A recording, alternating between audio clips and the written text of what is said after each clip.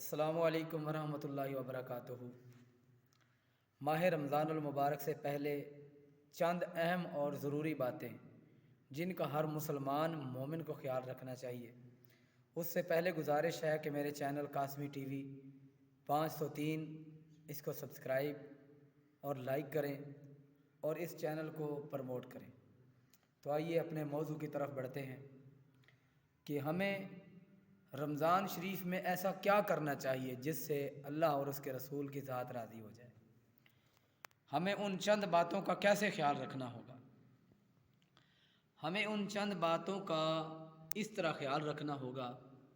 سب سے پہلے تو یہ ہے کہ آنے والے مہمان کی قدر کیسے کرنی ہے، اس ٹاپک پہ بات ہوگی۔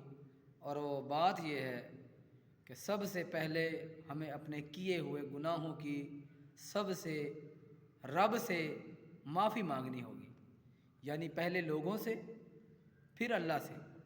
لوگوں سے کیسے مانگنی ہے کہ جس کا دل دکھایا ہے، جس کا حق کھایا ہے، جس کو ناجائز تنگ کیا ہے، ان سب سے معذرت کرنی ہوگی۔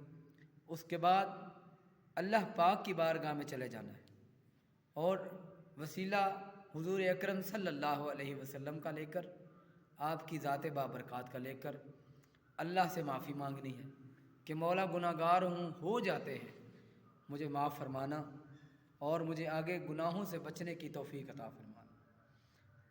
اور اس کے بعد ہمیں ماہ رمضان المبارک کی قدر و قوائد کیسے کرنی ہے کہ نماز، روزہ اور قرآن کریم کی تلاوت سے اور تسبیحات سے ہم نے اس پاک مہمان کی مہمان نوازی کرنی ہے۔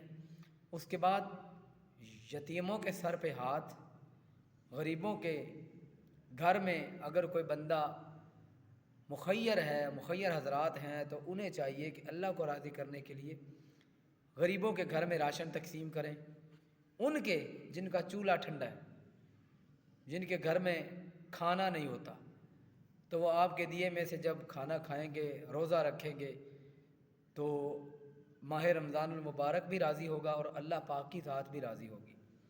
اس کے بعد ہم نے یتیموں کے سر پہ ہاتھ کیسے دینا ہے؟ اپنے مال میں سے کچھ زکوٰۃ نکالنی ہے، جتنا مال ہے اتنے پرسنٹ زکوٰۃ نکال کے ہم نے ان کو جو ہے دینی ہے اللہ اور اس کے رسول کی رضا کی خاطر۔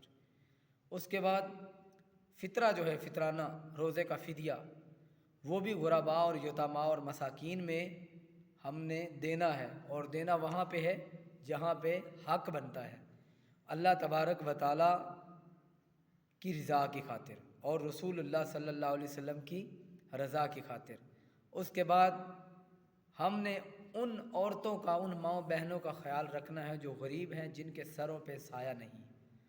ہم نے ان کے سروں پہ ہاتھ دینا ہے اور ان کی قدر و قوائد کرنی ہے، ان کو بہن کے رتبے سے دیکھ کر، بیٹی کے رتبے سے دیکھ کر اس کی اس روپوں سے، اس پیسوں سے امداد کرنی ہے، اور اس طرح کرنی ہے کہ اسے یہ نہیں کہنا یہ میں فطرانہ دے رہا ہوں، فدیہ دے رہا ہوں، یہ کہنا کہ بہن، بیٹی، ماں، آپ کو یہ میں گفٹ دے رہا ہوں، یہ میری چند باتیں آپ کے سامنے ہیں۔